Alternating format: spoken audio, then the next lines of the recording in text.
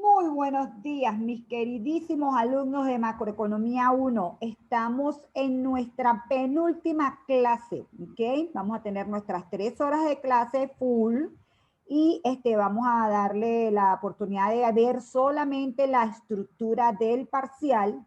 Yo les voy a mandar esta misma tarde un anuncio con bien claritas cuáles son el tipo de preguntas que van a tener y un modelo de examen. Ustedes lo revisan, lo contestan el fin de semana y el lunes o martes más tardar nos reunimos para chequear esas respuestas. También podemos por WhatsApp tener comunicación directa con todo lo que tiene que ver con el tercer parcial, que como saben es el jueves que viene. El miércoles hay clases porque no tenemos cubierto todo el programa. Justo cada hora la necesitamos para cubrir todo el programa. Obviamente eso no significa que lo que vamos a ver el miércoles va para el parcial. No, es solamente ir reforzando, ir completando el programa. ¿Ok? Entonces, bueno, lo primero que estamos haciendo es terminar la unidad 5. Esta unidad 5 es finalmente nuestro modelo completo, la versión más completa del modelo de oferta agregada y demanda agregada, que como saben nos permite entender por qué la economía fluctúa en el corto plazo, porque en el largo plazo el PIB real va siempre siguiendo la senda del PIB potencial, aunque unas veces esté por encima u otras veces esté por debajo. Y esencialmente entonces lo que está detrás de todo esto es los postulados de la escuela clásica y los postulados de la escuela keynesiana. Ayer les presenté esas dos laminitas resumen, es un resumen muy apretado, pero esos son los puntos esenciales de la escuela clásica y de la escuela keynesiana. Entonces llegamos a desarrollar la escuela clásica. Entonces recuerden que en el caso de la escuela clásica, la oferta es la que predomina sobre la demanda, es decir, el ingreso está definido por la combinación de factores productivos, es una decisión de los empresarios, de manera que es un monto que determina, es la suma de toda la producción de bienes y servicios y es un valor, ¿ok? ¿Qué ha hecho el empresario? Ha combinado capital y trabajo. Eso requiere que estén en equilibrio todos los mercados. Recuérdense que cuando hablamos de todos los mercados, hablamos mercado de bienes y servicios, mercado de dinero, mercado de trabajo, mercado de bonos y mercado de capital, ¿ok? Entonces, todos esos mercados van a estar en equilibrio. Otra cosa que nos dice ¿cómo se llama? La escuela clásica es entonces que la señal que permite identificar todas las decisiones son los precios relativos. Entonces, todos los precios son flexibles. Cuando se refiere a todos los precios son flexibles, repito, se refiere a los precios relativos, a los precios que están ajustados por alguna otra variable. Otra cosa que es importante que hacen los clásicos es decirnos que como todos los precios son flexibles y no hay posibilidades de que el empresario responda a cambios en los precios, pues entonces se cumple la neutralidad del dinero. Todo aumento de la cantidad de dinero solamente sirve para generar variables nominales. No tiene impacto sobre las variables reales y eso lo llaman la dicotomía clásica.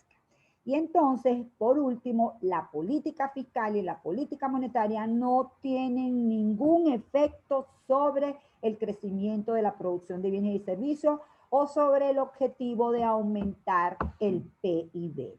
Si se aplica política fiscal, el efecto expulsión se va a llevar todo el incremento del gasto o reducción de impuestos. Si se aplica política monetaria, todo el aumento de la cantidad de dinero se va a reflejar en un aumento de los precios. Así que para ellos no hay forma de que la política económica tenga impacto sobre la economía, sobre la producción de bienes y servicios. Eso se cumple siempre y cuando la economía esté muy cerca de su PIB potencial. ¿Cómo sabemos que la economía está muy cerca de su PIB potencial? Porque la tasa de desempleo es bastante baja y en la medida que esté más cerca de la tasa natural de desempleo, va a estar generando presiones inflacionarias. Es decir, siempre que los incrementos de la demanda estén dando señales de que hay presión sobre los precios, es porque la economía está muy cerca de su senda de PIB potencial. Obviamente, entonces, la escuela keynesiana es la escuela que trabaja con el énfasis en el corto plazo. Y la variable fundamental o la premisa fundamental es que en el corto plazo no todos los precios son flexibles. Es decir, hay rigideces de precios y esas rigideces de precios son las que permiten que se rompa la neutralidad del dinero. Son las que permiten que la oferta agregada tenga pendiente positiva y que entonces la política fiscal y la política monetaria sí tengan efecto sobre el crecimiento de la producción de bienes y servicios o sobre el objetivo de aumentar el PIB. ¿De dónde parte la escuela clásica entonces? Recuerden que aquí lo que queremos es puntualizar primero que nada las gráficas. Entonces, gráficas de la escuela keynesiana. Como saben, está el aspa keynesiana. No vamos a desarrollar el aspa keynesiana porque eso nos va a quitar tiempo y además queremos hacer la comparación con los clásicos. Entonces, en el caso de la escuela keynesiana, la cosa parte, en vez de partir por el lado de la función de producción, parte por el modelo de oferta agregada y demanda agregada. En un supuesto donde todos los precios son fijos o donde los precios son constantes, eso nos va a llevar a que la oferta agregada sea una línea horizontal. ¿Ok? Por supuesto, este es un caso extremo. Oferta agregada de corto plazo es horizontal. Recuérdense que aquí va el ingreso,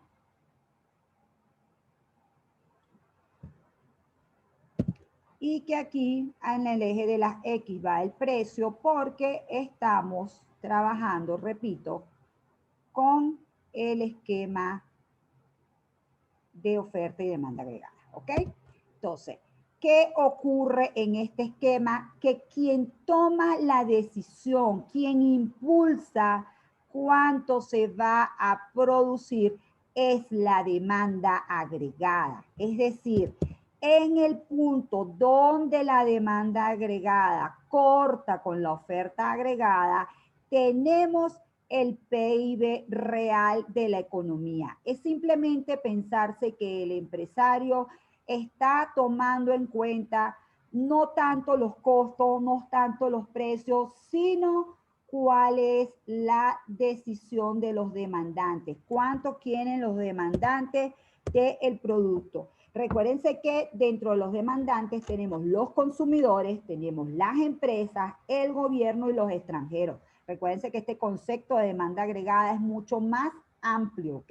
No es como en el mercado microeconómico. Y obviamente de este lado vamos a tener un esquema de precios fijos, ¿ok? ¿Ok?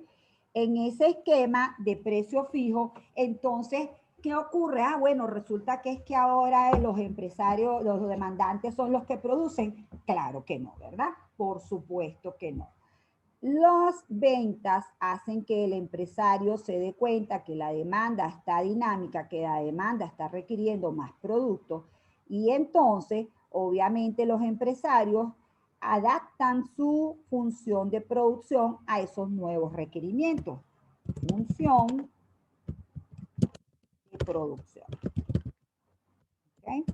Función de producción. Entonces, aquí vamos a tener la función de producción. Recuerden que aquí tenemos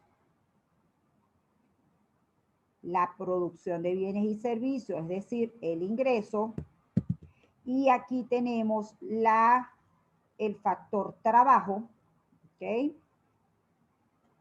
El factor trabajo. Eso significa que generamos una función de producción que, como saben, va a tener esta característica particular, es decir, va a tener rendimientos decrecientes. Y entonces, de lo que estamos hablando es de que aquí, en este punto, pues sí, debe hacerla, ahorita la vamos a hacer más chiquita. Ponerla aquí.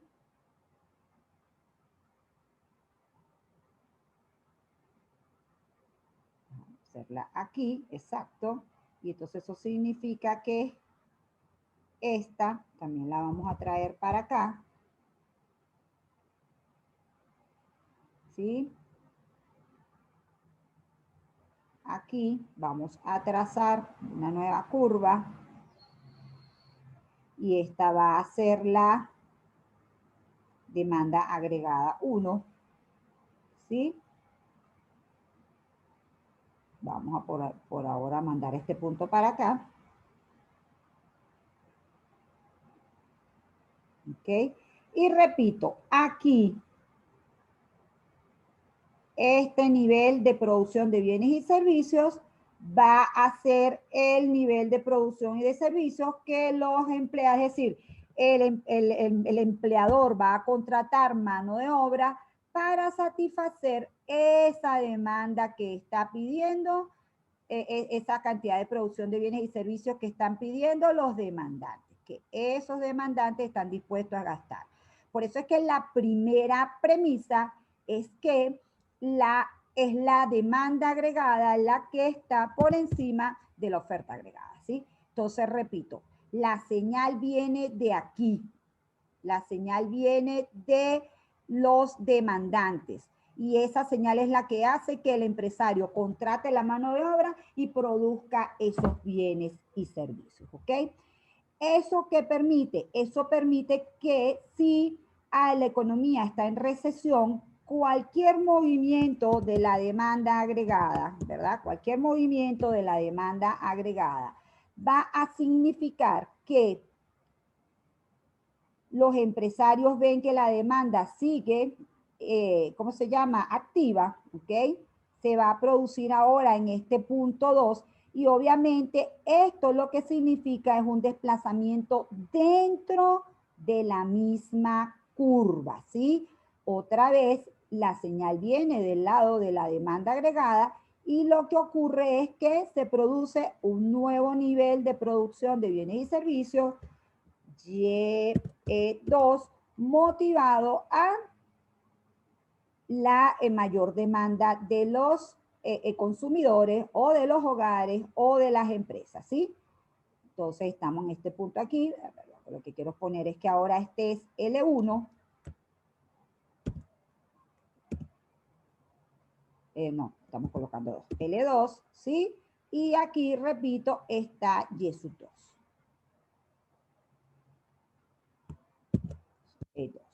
Entonces, si se fijan, la capacidad del PIB potencial probablemente está por aquí, ¿sí? O sea, realmente esta es una señal o esta es una situación en la cual el PIB está muy por debajo del PIB potencial. A lo mejor el PIB potencial estaría es por aquí, ¿sí? Esta sería la combinación de trabajo, la vamos a llamar LN, como la condición de trabajo de donde toda la masa laboral está contratada si estuviéramos en el PIB potencial, ¿sí? Entonces, claramente lo que ocurre es que el PIB potencial está muy, perdón, el PIB real está muy debajo, por debajo del PIB potencial y claramente hay desempleo cíclico en la economía, ¿sí? La tasa de desempleo aquí es alta. De manera que en el mercado originario donde ocurren todas estas cosas, que es el mercado de trabajo, ese mercado va a estar en desequilibrio. Por eso es que Keynes dice que no todos los mercados están en equilibrio, sino solo el mercado de bienes y servicios. Entonces, aquí en este es el mercado de trabajo, vamos a tener de este lado la oferta de trabajo, que como saben, la oferta de trabajo son los hogares. Esto debería, el O hacia arriba, ¿sí? O sea, LO oferta de trabajo, pongamos aquí que esto es mercado de trabajo.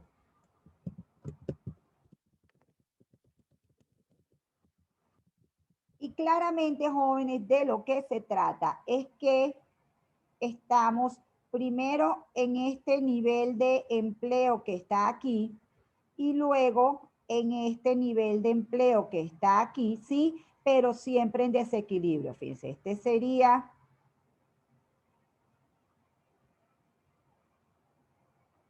L1 y vamos a poner hacia el ladito, este sería, se trancó esto, me asusté, este sería L2, ¿sí? Y entonces, repito, lo que ocurre es que este mercado está en desequilibrio.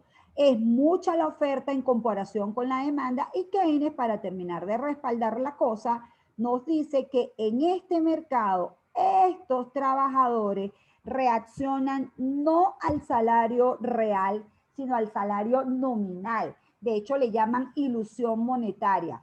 Claro, no es realmente ilusión monetaria, jóvenes. En una economía, imagínense, por ejemplo, una economía como la de los años 30, a lo mejor la persona era un empresario muy exitoso, supónganse que era un agente financiero que manejaba la bolsa de valores.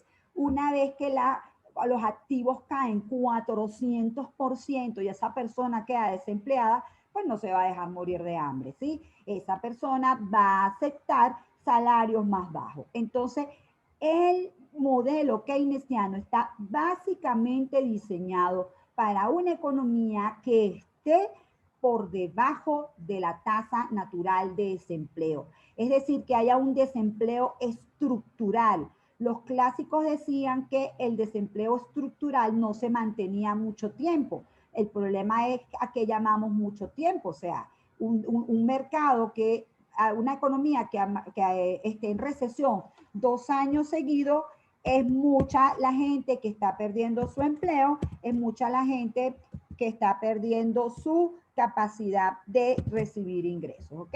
Entonces, repito, aquí lo que ocurre es que hay un desequilibrio en este mercado. Por eso es que Keynes nos dice que en ese mercado hay desequilibrio. Luego, en el mercado de dinero, acuérdense que Keynes es el as. Es el revolucionario que cambia todo y Keynes nos dice que la demanda de saldos reales ahora no depende solamente del ingreso, no solamente depende positivamente del ingreso, sino que depende negativamente de la tasa de interés. Y eso hace que el mercado monetario tenga una significancia porque ahora no es un mercado hipotético donde los los que ofrecen fondos y los que demandan fondos van a determinar la tasa de interés, sino absolutamente, sino que de lo que estamos hablando, es de que existe un mercado de dinero donde, por cierto, el Banco Central tiene forma de controlar ese mercado, aunque sea indirectamente, ¿sí? Y entonces en este mercado se determina, en el mejor de los casos, pero también se influye sobre la tasa de real, la tasa nominal, ¿ok? Entonces, siempre ahora aquí, la oferta de dinero y la demanda de dinero tienen que decir y el equilibrio entre la oferta de dinero y la demanda de dinero nos permite obtener el nivel de tasa de interés. Pongamos aquí que esta es la cantidad de dinero, pongamos aquí que esta es la tasa de interés.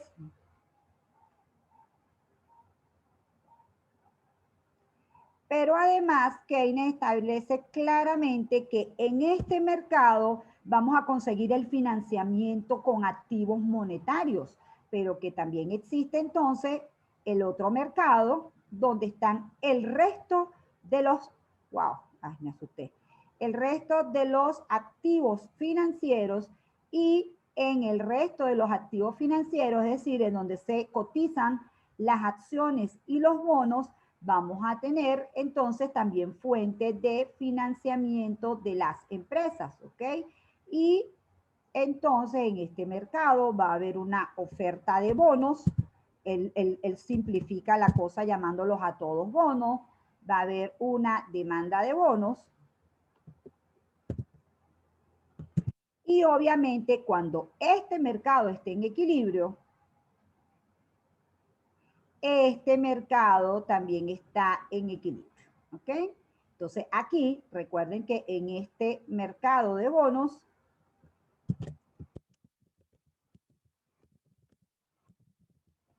tenemos por aquí los bonos, lo que se parte, ¿verdad? La cantidad de bonos ofrecidas y demandadas. Realmente es un mercado donde está el bono. Y aquí está el precio del bono. Acuérdense que el precio del bono, que no es la tasa de interés, sino lo que tenemos es una relación inversa entre el precio del bono y la tasa de interés.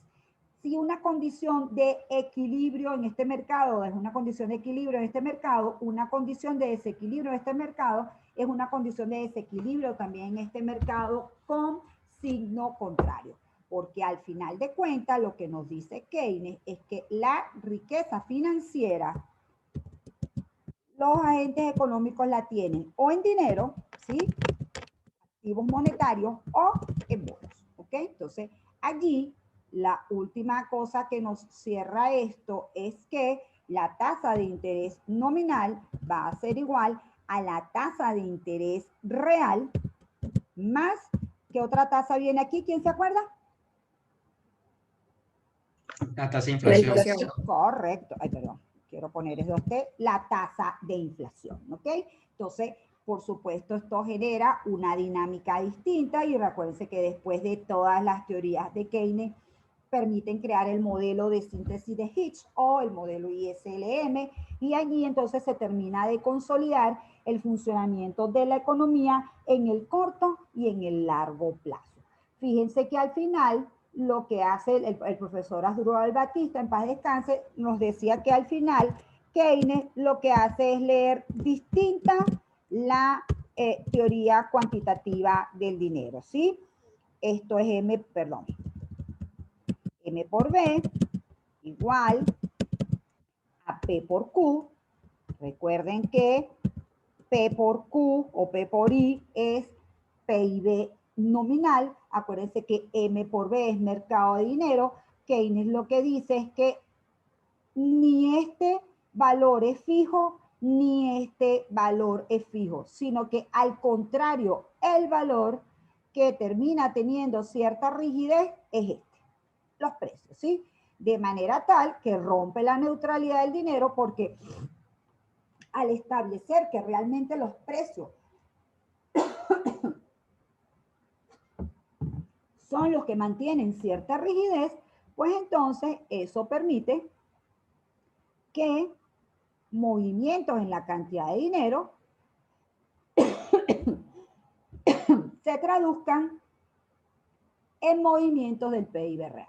Recuérdense que al final todo esto se resuelve porque al final lo que hacen el resto de los mortales es ir tomando las poderosas ideas de ambos modelos y entonces ya tenemos claro en cuanto a lo que es la teoría cuantitativa del dinero que la inflación, es decir, el crecimiento de los precios va a depender de el movimiento, aquí tampoco hay techito, recuerden que aquí no tenemos triángulo, la variación de la cantidad de dinero menos la variación de el ingreso o del Producto Interno Bruto y vamos a asumir que la velocidad del dinero puede ser constante, pero aún no siendo constante, ella suele variar poco, así que el impacto va a estar aquí. Es decir, todo crecimiento de la cantidad de dinero que no esté compensado por un crecimiento de la actividad económica va a ser un indicador o va a ser un dinamizador de la inflación, ¿ok? Entonces, esto es, en líneas generales, lo que son las gráficas y entonces eso nos lleva con toda esa teoría es que tenemos que entender cómo funciona el modelo keynesiano. ¿Alguien tiene alguna pregunta o puedo pasar a la otra hoja de la pizarra? Tomen foto, porfa. Acuérdense que aquí el tiempo es oro para nosotros. ¿Listo? ¿Ya tomaron foto? Sí, profe. Ok, entonces fíjense, ¿de qué es entonces de lo que se trata el asunto? Tenemos entonces un mercado consolidado y una forma de ver el mercado consolidado es de la siguiente manera. Vamos a hacerlo así, lo más largo que podamos. La oferta agregada entonces tiene un tramo que es así, tiene un tramo que es así, y ahora aquí va a estar bueno el enlace, y tiene un tramo que es creciente. ¿Ok? Ahí va. Esta entonces sería, si dejamos a toda la, no nos ponemos exquisitos con lo de la oferta de corto plazo y de largo plazo, el mercado consolidado tendría esta ecuación. Entonces esta sería la oferta agregada. ¿Dónde vamos a conseguir el equilibrio?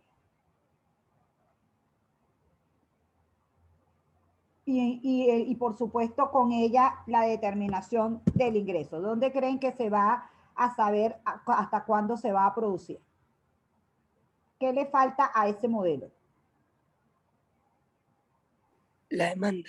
Correcto, la demanda, ¿sí? Entonces resulta, perdón, los precios. Entonces resulta que, vamos a tener que hacerla con una línea que siempre se va a ver mejor. Aquí podemos estar en este momento de la economía, podemos estar en este momento de la economía o podemos estar en este momento de la economía. Lo importante es entender que el nivel de producción de bienes y servicios, entonces, se obtiene donde la oferta agregada es igual a la demanda agregada, ¿ok? Y básicamente donde la oferta y la demanda agregada de corto plazo son iguales. Aquí que esto es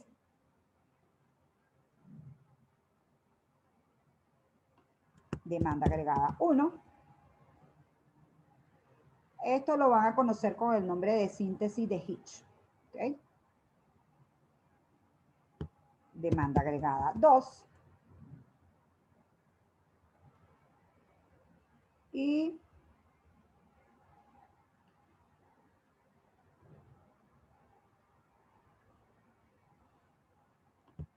demanda agregada 3. Lo que ha ocurrido entonces con el modelo de oferta y demanda agregada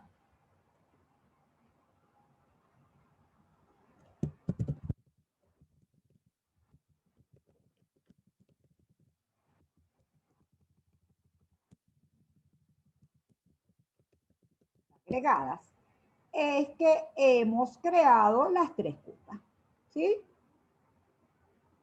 Una forma ingeniosa, entonces, donde establecemos las tres curvas. Entonces, tenemos a nuestra demanda agregada, que como sabemos, entonces, es una demanda que tiene pendiente negativa porque operan ¿qué efectos? Efecto riqueza o efecto Pigot, efecto Keynes o tasa de interés, o el efecto Munde-Fleming o tipo de cambio, ¿sí? Tenemos una oferta agregada como la ven los clásicos, en la cual no depende del nivel general de precio, oferta agregada de largo plazo, ¿ok? Sino que está en función de ¿qué? De los factores productivos, capital, tecnología y trabajo. Más modernamente se dice capital humano, capital físico, recursos naturales y tecnología. Y tenemos ya definitivamente aceptado plenamente una oferta agregada con pendiente positiva, que resulta que esta oferta agregada de corto plazo tiene una función lineal o una función positiva con los precios. Entonces, ¿Por qué en el corto plazo la oferta agregada tiene una pendiente positiva? Es decir, reacciona a los precios. Porque en el corto plazo hay precios que son rígidos. Se habla, por ejemplo, de que el empresario, bien sea por los costos de menú o bien sea por no molestar a sus clientes, no ajusta tan rápidamente los precios. Se habla que del lado de los costos se establecen contratos colectivos y entonces no se ajusta rápidamente el mercado del trabajo al movimiento de los precios. Y entonces todo eso permite que esta variable tenga esta posición. ¿Qué factores desplazan la curva de la oferta agregada de corto plazo? Los factores que desplazan la curva de oferta agregada a corto plazo son cambios en los precios de los insumos, cambios en los precios de la mano de obra, o incrementos de la productividad. Pues, por ejemplo, imagínense todo este cambio de la tecnología, cómo ha permitido que la oferta agregada de corto plazo se desplace, ¿sí? O la oferta agregada de largo plazo se desplace. Toda la productividad puede afectar a ambas curvas. Acuérdense que la productividad tiene que ver con el rendimiento por trabajador, ¿ok? Y eso genera que haya movimiento de las curvas. ¿Qué genera desplazamientos de la demanda agregada? Los desplazamientos de la demanda agregada ocurren o por política económica expansiva o contractiva, o por aumento de la riqueza, o por cambios en las expectativas, o por cambios en el stock de capital inicial, o por cambios de la competitividad. Es decir, todas estas variables tienen sus pendientes, tienen factores que las desplazan y entonces, dependiendo de lo que ocurre en un determinado momento, podemos explicar lo que ocurre en la economía.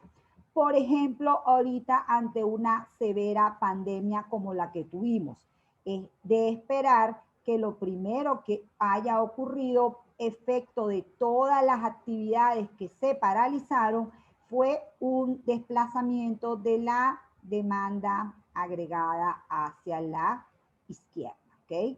¿Cuál es el primer evento que podemos reportar aquí? Una caída importante del nivel de producción. Obviamente es de esperar que el nivel de producción ahorita esté muy por debajo de su PIB potencial, ¿ok?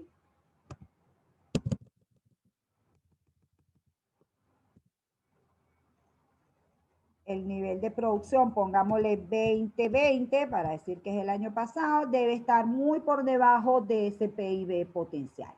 Y lo otro que ocurrió, eso no es que debe haber ocurrido, sino que ocurrió fue una desaceleración de los precios.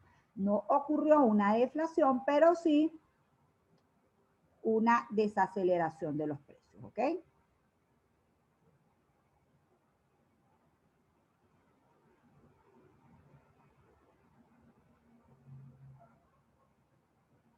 Entonces, este era el nivel general de precios PSU1. Vamos a decir que lo que ocurrió fue una desinflación, ¿sí? Se redujo el crecimiento de los precios. Repito, no una deflación, sino una desinflación, ¿ok? Es de presumir que entonces en ese esquema, recuérdense que los oferentes son los que dicen, bueno, ni modo, la cosa no está para vender, se están acumulando los inventarios, entonces yo me quedo aquí en este nuevo nivel de producción, ¿ok?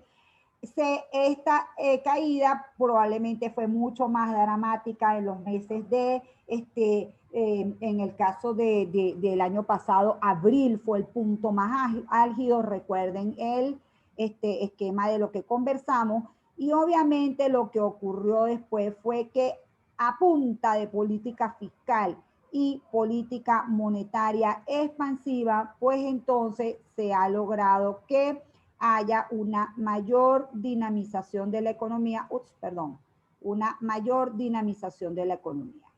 ¿Ok? Ya, que no es con esta. Una mayor dinamización de la economía. Y entonces, al final, pongamos aquí que ahora este es el del 2021, por casualidad, voy a poner esto más chiquito. Yo creo que una vez que uno pone esto, ya esto no se pone más chiquito. Vamos a dejarlo así. 2020. Si esto se deja, sí se deja sombrear, fíjense. Ay, Dios mío, perdone que siempre viene aquí la parte de uno, tratar de familiarizarse un poco más con esto. Perfecto, entonces aquí estaría Jesús 2020. Aquí queremos a Jesús 2021. 2021.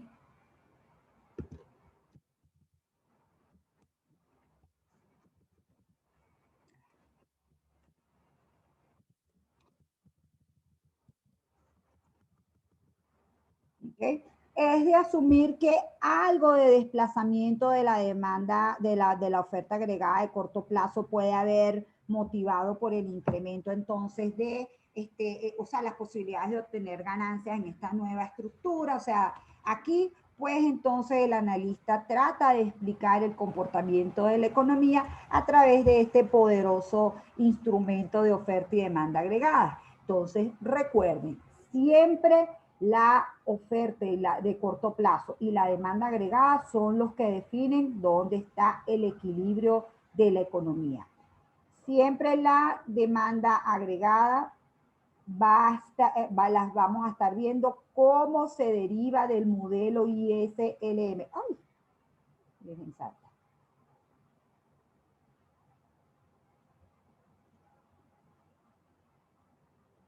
Lo voy a poner aquí E1 y aquí E2. Entonces, bueno, nos queda un minuto, así que vamos a ir a nuestra pausa y regresamos a nuestra segunda hora. ¿Me puedo ir o me quedo aquí? ¿Alguien está copiando algo aquí? Bueno. Copiado, profe. Ok, fíjense, vamos a desarrollar solo por inquietud para que lo puedan entender mejor el modelo de los precios fijos, ¿ok? Eso no es que va para el examen ni nada de eso, pero es para reforzar la idea de cómo es este tema de que la oferta agregada de corto plazo tiene pendiente positiva, y luego pasamos a ver el tema de la balanza de pago. Entonces, bueno, ya volvemos.